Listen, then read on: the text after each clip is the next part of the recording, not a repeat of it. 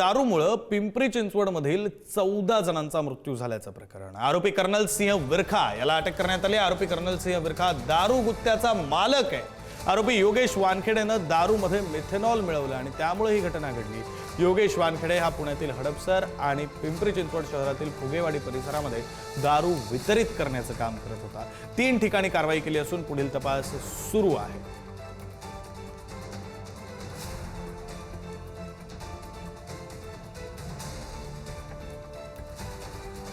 आपले प्रतिनिधी तुषार झरेकर आपल्यासोबत जोडले गेलेले आहेत। आपण तुषार यांच्याशी या संदर्भात बोलणार आहोत।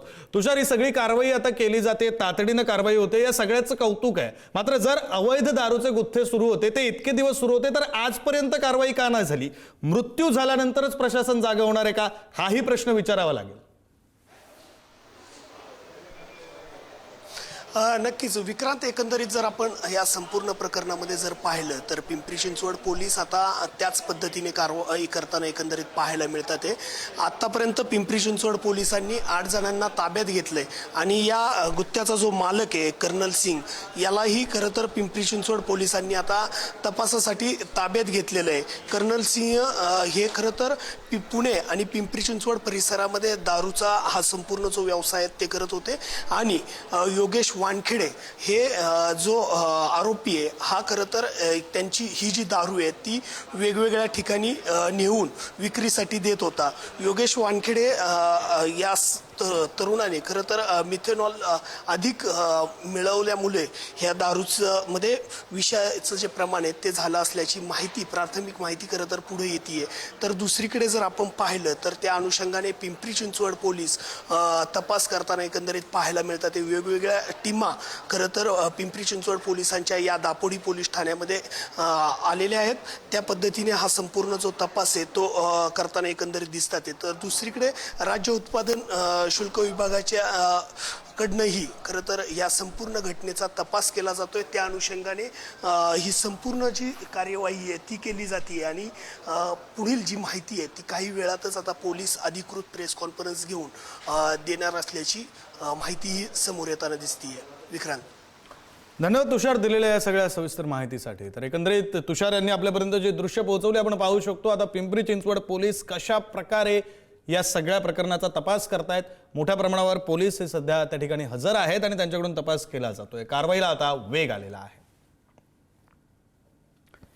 दरम्यान या प्रकरणातील मृतांच्या नातेवाईकांनी काही प्रतिक्रिया दिल्यात, आपण त्याही ऐकूया। पिंपरी चिंचवड शहरातील फुगेवाडी परिसरात 1-2 नव्हे तर तब्बल 8 लोकांचा दुर्दैवी असा मृत्यू झाला आहे। नक्की हा मृत्यू कशामुळे झालाय हे आपण त्यांच्या नातेवाईकांकडून जाणून घेणार आहे। मात्र त्याआधी जर आपण पाहिलं तर पोलिसांकडनं सांगण्यात येतंय की हे जे मृत्यू आहे ते नैसर्गिक आहेत। मात्र ह्या मृत्यू आहेत ते कशामुळे झाले? मृत्यू म्हणजे दारूमुळे झाले सर। कारण नैसर्गिक 1 होईल 2 होईल, 10-10, 11-11, 12-12 नाही होणार। आणि सगळ्यांच्या तोंडातनं फेस आलाय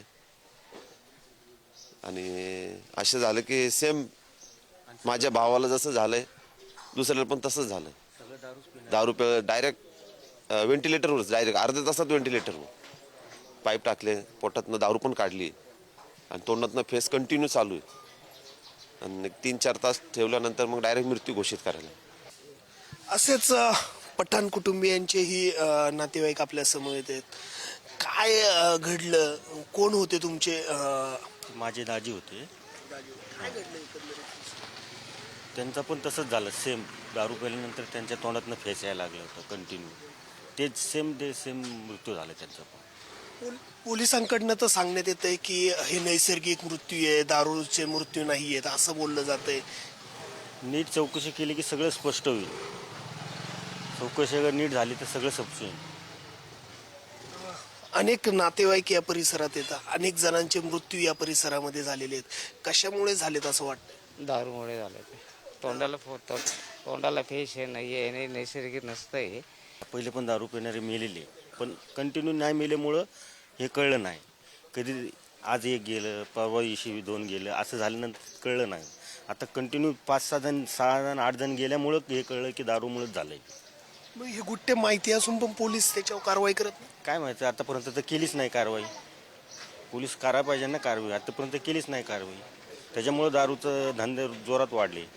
कॅमेरामन निखिलसह तुषार झरेकर, पुढारी न्यूज, पिंपरी चिंचवड.